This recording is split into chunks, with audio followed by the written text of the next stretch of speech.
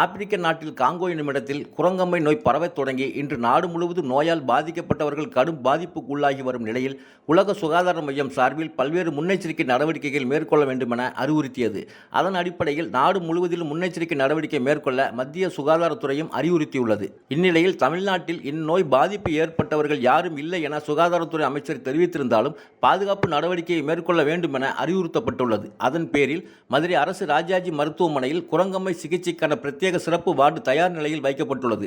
மதுரை அரசு ராஜாஜி மருத்துவமனையில் காய்ச்சல் வார்டு செயல்பட்டு வரும் இடத்தில் கூடுதலாக குரங்கம்மை நோய்க்கான தனி வார்டு அமைக்கப்பட்டு அங்கு 20 படுக்கை வசதிகளுடன் குரங்கம்மை நோய்க்கான தடுப்பு மருந்துகள், ஆக்சிஜன் சிலிண்டர் வசதியுடன் 24 மணி நேரம் செயல்படும் வகையில் சிறப்பு ஏற்பாடுகள் செய்யப்பட்டுள்ளது. மேலும் சிறப்பு மருத்துவர்கள் மற்றும் செவிலியர்கள் குழுவும் தயார் நிலையில் வைக்கப்பட்டுள்ளது என்றும் இந்நோய்க்கான அறிகுறிகள் உள்ளவர்கள் இதுவரை யாரும் மதுரை அரசு ராஜாஜி மருத்துவமனையில் சிகிச்சைக்காக அனுமதிக்கப்படவில்லை என்றும் மருத்துவமனை நிர்வாகம் தெரிவித்துள்ளது.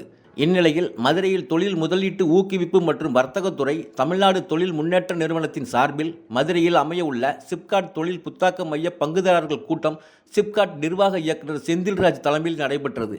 கூட்டத்தில் மதுரை, தேனி, விருதுநகர், திண்டுக்கல் உள்ளிட்ட மாவட்டங்களைச் சேர்ந்த தொழில் முதலீட்டாளர்கள் கலந்து கொண்டு தங்களது கருத்துக்களை முன்வைத்து பேசினர். கூட்டத்தில் பேசிய சிப்காட் நிர்வாக இயக்குநர் திரு செந்தில்ராஜ், தமிழ்நாட்டின் 3வது சிப்காட் தொழில் புத்தாக்க மையம் மதுரையில் அமைய உள்ளது என்றும், ஏற்கனவே ஓசூர், ஸ்ரீபெரும்புதூர் புத்தாக்க மையம் செயல்பட்டு வரும் நிலையில் மதுரையில் புத்தாக்க மையம் அமைய உள்ளது என்றும் கூறினார். 24 கோடி ரூபாய் மதிப்பீட்டில் 26,500 சதுரடி பரப்பளவில் அமைய உள்ள புத்தாக்க மையத்தில் தொழில் நிறுவனங்களை ஊக்குவிக்கும் விதமாகவும், பிரச்சனைகளுக்கு தீர்வு காணும் விதமாகவும், புதிய தொழில்நுட்பங்களை தெரிந்து கொள்ளும் விதமாகவும் இந்த மையம் செயல்பட உள்ளது என்றும் அவர் தெரிவித்தார்.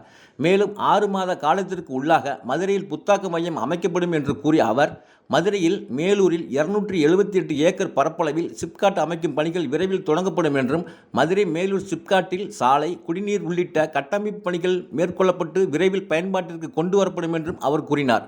இதேபோன்று மதுரை தூத்துக்குடி தொழில் வழிச்சாலை அமைக்கும் பணிகள் நடைபெற்று வருகிறது என்றும், மதுரை தூத்துக்குடி இடையே தமிழக அரசு சிப்காட், சிட்கோ, எல்காட் போன்ற தொழில்பேட்டைகள் கொண்டு வரப்படுகிறது என்றும் சிப்காட் நிர்வாக இயக்குநர் செந்தில்ராஜ் தெரிவித்தார்.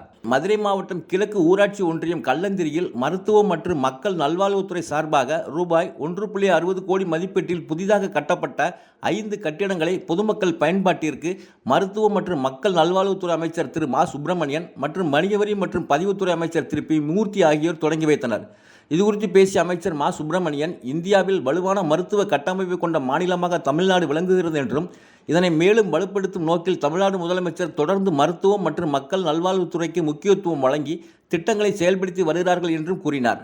தமிழ்நாட்டில் 2,286 அரசு ஆரம்ப சுகாதார நிலையங்கள், 8,713 துணை சுகாதார நிலையங்கள் என மொத்தம் 10,999 மருத்துவமனைகள் உள்ளன என்ற அவர், இதில் ஏறத்தாழ 2,500 மருத்துவமனைகள் வாடகை கட்டடங்களில் பயன்படுத்த இயலாத நிலையிலும் சீர்கடந்துள்ள நிலையிலும் உள்ளது. பொதுமக்கள் பயன்பெறும் வகையில் இம்மருத்துவமனைகளுக்கு புதிய கட்டடங்கள் கட்டப்பட்டு தொடர்ந்து பயன்பாட்டிற்கு கொண்டு வரப்பட்டு வருகின்றன என்றும் அவர் கூறினார். மேலும் தமிழ்நாட்டில் 708 நகர்ப்புற நலவாழ்வு மையங்கள் அமைக்கப்படும் என தமிழக முதலமைச்சர்கள் அறிவித்தார்கள் என்று கூறிய அமைச்சர் மா. சுப்பிரமணியன், அவற்றில் மதுரை மாவட்டத்தில் மொத்தம் 64 நகர்ப்புற நலவாழ்வு மையங்கள் ஒதுக்கீடு செய்யப்பட்டதில் 46 நகர்ப்புற நலவாழ்வு மையங்கள் திறக்கப்பட்டுள்ளன. மேலும் 18 இடங்களில் நலவாழ்வு மையங்களை விரைவில் திறக்க நடவடிக்கை எடுக்கப்பட்டு வருகிறது என்றும் அமைச்சர் மா. சுப்பிரமணியன் தெரிவித்தார். மதுரை மாவட்ட ஆட்சியர் அலுவலக வளாகத்தில் தமிழ்நாடு குடிநீர் வடிகால் வாரியம் சார்பாக மாவட்ட ஆட்சித்தலைவர் திருமதி சங்கீதா மழைநீர் சேமிப்பு தொடர்பான விழிப்புணர்வு பிரச்சார வாகனத்தை கொடியசைத்து துவக்கி வைத்துள்ளார்.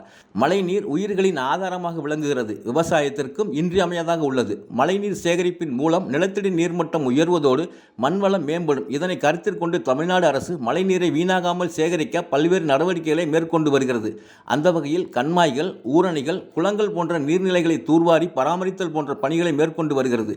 மேலும் பொதுமக்களின் வீடுகள், அலுவலக கட்டிடங்கள், தொழிற்கூடங்கள் ஆகியவற்றில் மழைநீர் சேகரிப்பு கட்டமைப்பை அமைத்திட ஊக்குவித்து வருகிறது. அதேபோல மதுரை மாவட்டத்தில் உள்ள அனைத்து பகுதிகளிலும் மழைநீர் சேகரிப்பு குறித்து பொதுமக்களுக்கு விழிப்புணர்வு ஏற்படுத்தும் வகையில் நடவடிக்கை மேற்கொள்ளப்பட்டுள்ளது.